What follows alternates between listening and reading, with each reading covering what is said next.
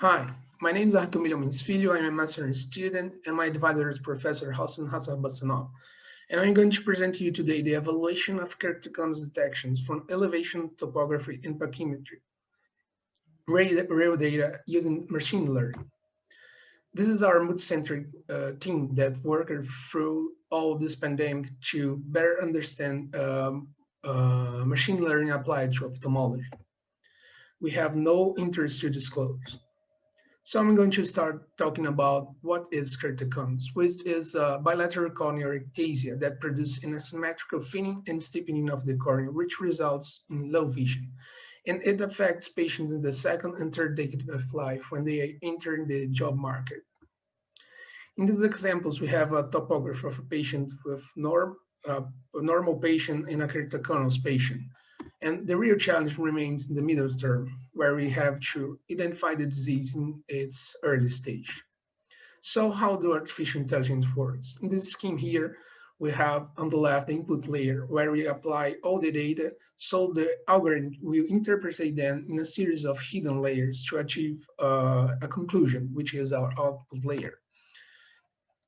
In this practical example here, we have the figure of the number 9, which is applied to a previous trained software, and it will pixelize the image in a multiple dots and shades of gray, and it will understand that a circle with a vertical line represents the number 9. Nowadays, we have a lot of corneal index and softwares to help us evaluate these patients, such as KISA, BAD, TKC, CBI, and the newest one, the TBI, which includes biomechanical corneal parameters, such as the corneal hysteresis.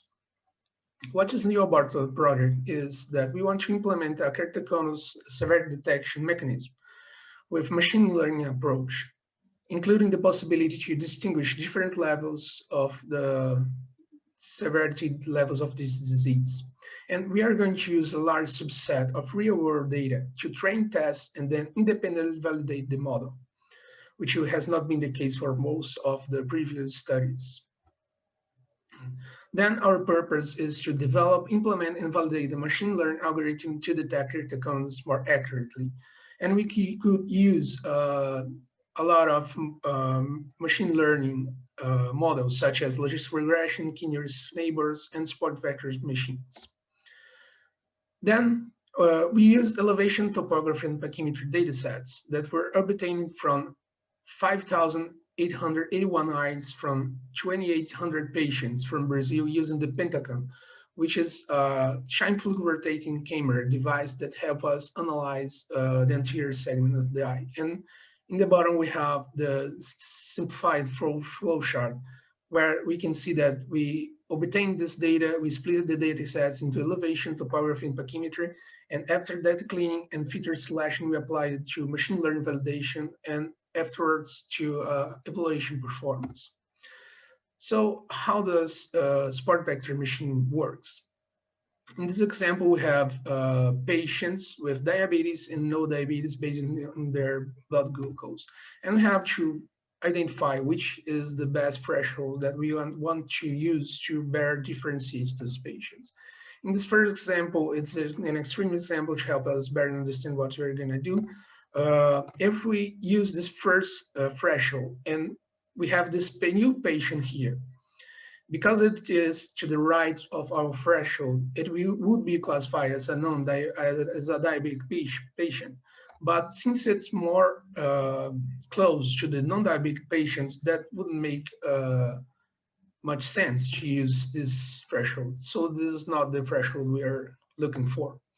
Going back to our original table, support vector machine help us identify the best threshold, which is equally far from both groups.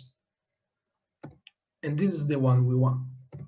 And this threshold is what we call the support vector classifier. We can expand this to two-dimensional data using blood glucose and weight. And we could draw all these threshold lines. But again, what support vector machine does is to help us find the best line to differentiate that it's equally far from both groups. And of course, this could be expanded to 3, 4, and so goes on dimensions, and where the spot vector classifier becomes the hyperplane. In our results, we found 1,726 eyes normal and 4,155 eyes diagnosed as keratoconus. And in the bottom scatter plot, we can see that we could well separate the disease according to its severity levels. And the elevation provided us the highest level of performance when detecting keratoconus with an area under the curve of 0.99, with its confusing matrix on the right side. About pachymetry and topography, the detection accuracy was 96.6% and 95.2%. In conclusion, we developed a machine learning model with high levels of accuracy in detection of keratoconus in its severity levels, with elevation being the providing us the highest accuracy, and that make us think that elevation patterns may retain more useful information than historical belief. So to conclude, our algorithm allows us to apply a correct treatment to patients in a disease with an early stage, greatly contributing to the treatment and the quality of life of these patients. Thank you.